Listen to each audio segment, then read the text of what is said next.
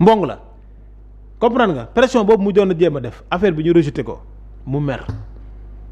ñu invité ko Chine il fait l'erreur c'est un chef de gouvernement lan lay wuti Chine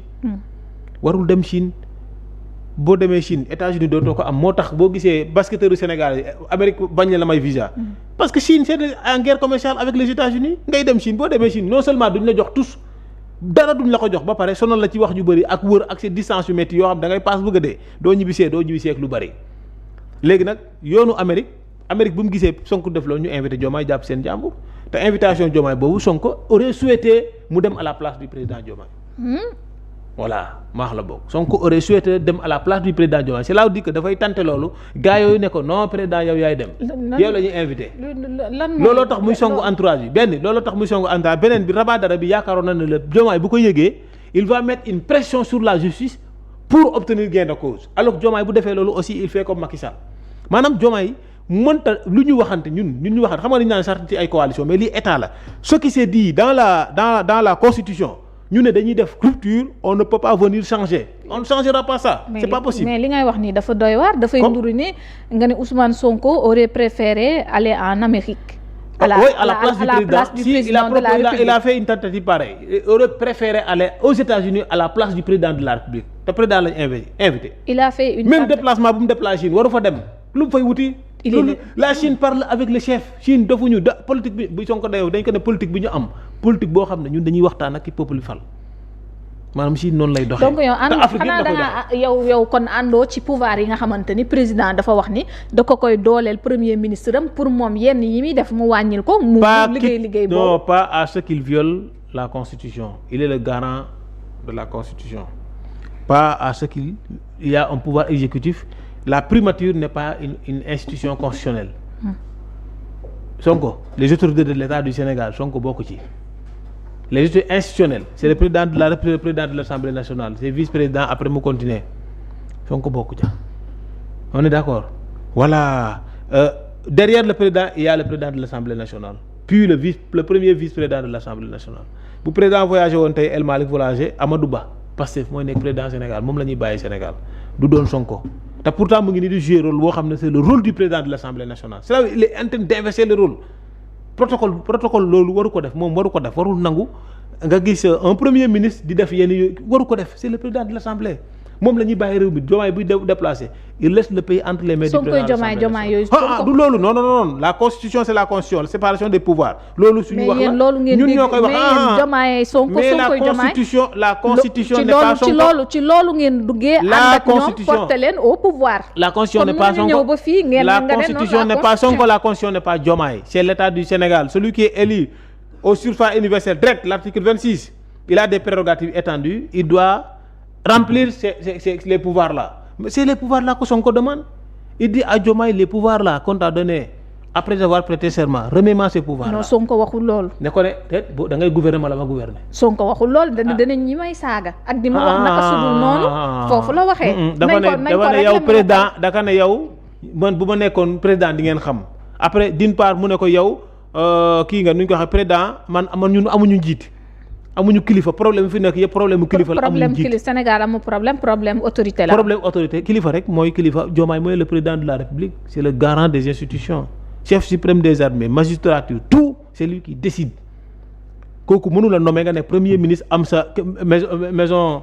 Petit Palais am sa primature am sa oto yu amul fenn du voyager ay si yi naan amul autorité am na autorité mais tu ne peux pas mettre la pression sur le président pour que président ci boppam daal di mettre pression justice ministre de la justice wala procureur wala mu dissoudre cour pour te faire yenn yi nga xam ne da nga ko soxla ci justice mënta nekk loolu d'une part maintenant d'autre part aussi le président de la République ne peut pas être à la solde d'un seul Sénégalais mënta nekk li Sonko soxla ci justice bi na dem en tant que Sénégalais s'il est innocent la justice va l'innocenter mais c'est pas une pression qu'on fera c'est pas possible. d'accord léegi.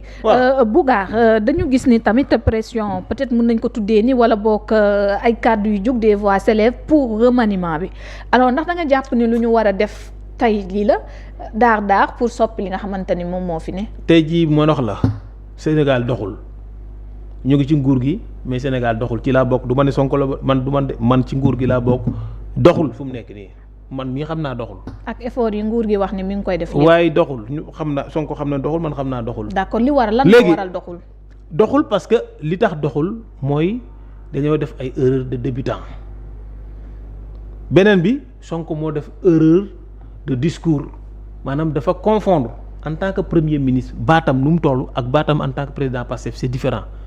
boo nekkee ministre wala nga nekk ci fonction étatique yi. loolaal gars yi dañu koy traduire anglais yóbbu. première chose bi Sonko def mu nekk erreur mooy mu génn ne boo xoolee Moustapha Ba xoolal ni ko nu mu précipité nu mu gaaw feebar Sonko daa génne finance publique te nii la ne demee wax ay affaire yu bari ci finance conférence de presse boobu mu defoon noonu wax ci FMI Cour des comptes génne document FMI amuloon information yooyu état Sénégal mënut a jox FMI information moom il sort pour donner des informations à la FMI tey information yi ne ko léegi soo bëggee ñu lebal la indi ñu li ñu wax nii. jàpp njàmburam léegi il va faire le tour banque mondiale les bailleurs de fonds ci àdduna bi yëpp la ñuy war ne leen premier ministre Sénégal moo ñu jox lii te joxuñu preuve yi léegi preuve yooyu tant que joxuñu ko ñun duñ fa leble xaalis te ñun bu leen di leble xaalis foofu noonu na ngeen xam li ngeen def ñëpp tey seen loxo moo waral problème bi ñu nekk nii maintenant loolu le président doit prendre des kii ni ñu ko waxatee sax sa responsabilité en quelque sorte. La constitution le donne droit de gouverner il n'a qu'à gouverner. S'il ne gouverne pas man de personnellement soit il fait comment dire 24 heures au palais gouverne bu baax ni ko Sénégal lay xaaree sinon mu bañ fa toog 100 ans du fa def dara loolu liturgie lay doon léegi fii li ma gis mooy Sonko européens yi ñemewu ko waa Europe l'Union européenne français yi ñemewuñ Sonko Diomaye néew na fii waxtaan ak Macron di wax dem ci seeti Macron di waxtaan mais dafa jóg ñëwul dara Sonko woo Mélenchon. Mélenchon adversaire u son kii la. adversaire u l'autre là te défenseur des homosexuels de France moo tax loolu ñu adopté ko assemblée lui-même un homosexuel. alors si c'est un homosexuel Mélenchon c'est un homosexuel c'est le défenseur des homosexuels donc mook Macron defuñu nii alors Diomaye dem gis Macron yow nga woo Mélenchon mu ñëw nga yóbbu ko université mais Macron mer tey loxo. mais Macron tweeté na que ni rafetlu relation. waay day wax noonu rek. mais France ñun lu ñu gis ak lu ñu dégg lañ mën a jàpp ci seen diggante. France boo leen defee loo xam ne waroon def dañuy téye seen loxo. di la mënuñu duñ la jox dara américains yi mer gi nga le programme MCA yi dañ doon joxe fii ay 150 milliards ay 158 milliards ainsi de suite iraniens yi dañ doon joxe Arabie Saoudite dañ ñu doon jox Qatar daf ñu doon jox Dubaï daf ñu doon dimbale Kadhafi dee na mais daf ñu doon dimbale ainsi de suite. dëkk yooyu yëpp dañu doon dimbali Ukraine 150 milliards yoo xam ne yi Ukraine li fa doon jëlee ci battre dund ay blé ñi ñëw port 150 milliards Ukraine perte nañ xaalis boobu noonu perte fu mu toll nii benn port doxatul Ukraine on a perdu amatuñu fu ñu jëlee léegi comment on va faire les Français qu'est-ce qu'ils ont fait comme Côte d'Ivoire seen waay lañ ñu jël li war a nekk fii ñu yóbbu Côte d'Ivoire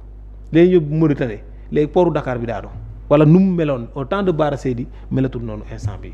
loolu nag risques yi pour faire un remaniement c'est très simple. Tu sois le président de la République tu enlèves tous ces ministres là qui se précipitent pour 2029 te ñun ñu nekk 2026 5 2025 amuñu lu ñu lekk. Qui sont ces ministres? Abdourahmane Diouf ci la bokk. waaw moom ministre l'enseignement supérieur bañ waaw moom li muy liggéey yëpp 2029 la. lan ngeen sous-entendre foofu. bëgg a nekk candidat 2029. c'est tout loolu Sonko xam na ko Sonko du wax ak moom. ah bon. mukk duñu wax de. man la ko wax nii Sonko ak docteur Abdourahmane Diouf du ñu gaangante du ñu jaaroo taal. depuis que ñu nommé ko en tant que ministre looy wax ni du ñu wax ñoo duñu wax man la ko wax. ah bon. ndax kooku ministre la. Diomaye la wax keroog gisoo jam ñaajo Diomaye la invité te loolu c'est une aberration ministre la invité président pour président ñëw présider ko beneen affaire c'est le chef de ce ministre là c'est Sonko mais wowul Sonko président la dem invité c'est une aberration. déet le chef du gouvernement nan la mën a piloter gouvernement te jubóowul ak ministre Mimi Touré ak Sonko du ñu wax Mimi Touré ak Sonko du ñu wax du ñu jaaroo taal Abdourahmane Diouf ak Sonko du ñu jaaroo taal ma wax la loolu bari na ci ministre yoo xam du ñu jaaroo taal Sonko beneen bi li gën a garaaw moo tax ma ne Diomaye na remplacer Sonko noppalu xam nga lu tax amul benn directeur général laa la wax de bu am fitu jël téléphone am woo Sonko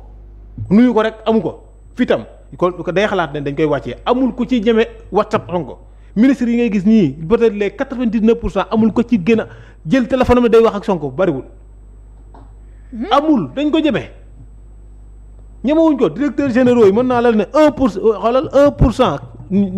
ci directeurs yooyu ñooy wax ak Sonko ministres yi 1% ñooy wax ak Sonko en dehors conseil des ministres yi ñuy gisee en dehors conseil des ministres yi ñooñu rek ñooy bindante ak Sonko wala ñu woo Sonko. qu'est-ce qui explique lan moo tax sa personne maanaam nitu boppam maanaam Sonko moom moo orgueilleux. Sonko moom moo orgueilleux moom moo nekk son boss personnel moo nekk son chef personnel c'est un tout puissant Ousmane Sonko. mais Ousmane Sonko ne peut pas diriger. voilà un projet. waaw booy jaay restaurant di jaay ñi jënd. non li ngay wax c'est paradoxal ma ne la booy jaay restaurant. Sonko la plupart de ces DG ñu ci ëpp nii ci biir Pastef la ñu nekkoon bëri na ci ñoo xamante ni am na des DG 1% des DG 1% des DG am nañ fi tuwoo Sonko wala message bi 1% ministres yi 1% te ñiy woo Sonko. duñ ko wooyee caaxaan balaa ñu ko woo il faut ñu xalaataat ko il faut ñu xalaataat ko bu baax sàmm ko te pourtant Sonko mooy le chef du gouvernement. d'accord léegi fii les hommes d'affaires du Sénégal ñaata lañ amul benn homme d'affaires boo xam ne bu ko nee numéro Sonko mu ne la mu ngi nii. te pourtant ñoom ñooy roñ doñ dem indi Sénégal. les opérateurs économiques dañoo ñeme Sonko yoruñu numéro les kii là la société civile bi nga xam ne moo waroon dugg ci diggante bi neexal Sonko dal seen kaw amul lu mu leen yëkkul léegi qu'est-ce que Sonko va faire pour faire tourner le gouvernement mënu ko. c'est que yow boo nekk xoolal seen directeur fii bu ñëwee fii metti seen kaw ku dugg biram mu ne tax nga dugg fii waroo dugg fii man je suis un directeur général. mais est-ce que da nga jaaw de rigueur bi muy laajte. loolu c'est pas de la rigueur c'est un manque de management. mënul management mais information yooyu fan nga ko jëlee. parce que non am na ay problème ak yenn ci ay wax ñoo xam ne en 2017 ba léegi dañuy wax dañuy bindante. Abdourahmane Diouf dama lay wax nii yëpp bi muy créé mu parti bu mu koy créé te am problème jeunes yu bëri maa leen woo ne leen ñëw leen ci Abdourahmane Diouf ay jeunes yu bëri groupe WhatsApp yi mu jëkk créé groupe WhatsApp boobu yaakaar naa maay 3e personne bi am na benn docteur bu ci bokkoon informaticien. d'accord ñoo bokkoon fak donc il urge donc te pourtant maa ngi koy wax li ma koy wax dara jotewu ma ak moom de bu ma gisoon waaye saa yi na mu demee wala ma na ko garant mais li mu ko war a wax moom 2029 da ko baax ñun dañuy fay location buy të fay ndox fay courant lépp a cher man ci laa bokk mais dafa cher ba léegi moom lijjantewul loolu jàng baa ngi nii kenn xamul nu mu demee nii lijjantewu ko dox waxi 2029 kon daal day campagne ñun 2029 ñun ceeb amuñu sax ceeb ñu lijjante joomi dina. alors Bouga kon bu ma la déggee foofu daal il faut ñu dindi ñi Ousmane Sonko mënul composer ngir non on enlève la personne de Sonko mënta composer. déet fu ñu ko jëmee Sonko mënta composer ak Macron déglu rek mooy sooklu projet bi Sonko amul coaching xam nga lan la Sonko genre roi la genre buur la te gis nga idée noonu lu mu demee noonu ne man maay Ousmane Sonko genre yooyu ñëpp di ko yuuxul loolu noonu fukk boobu muy def genre kii boobu noonu xoolal c'est ça qui le fait peur mbër bi comme Sa Thiès kan la woon sax Sa Thiès kii Boy Niang Sa Thiès moom mënoon Boy Niang mais daa ñëw ne moom làmb ji par force li lay xewee ci biir géew bi pour Boy Niang daan la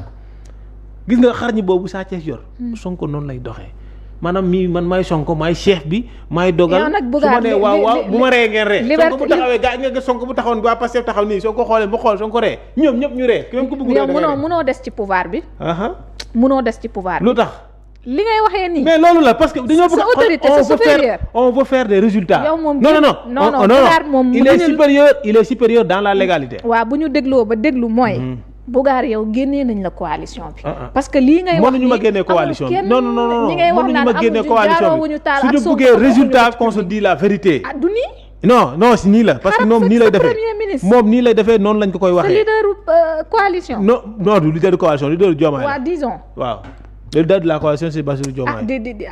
peut-être moom c'est le leader de Pastef te bokkul ci coalition bi sax pour l'instant. na signé charte bi. gatsa bi Birame Souleye jàpp na ni lu ñu war a wóyal la. bon Birame Souleye a été hypocrite wax jooju kenn du ko wax Pastef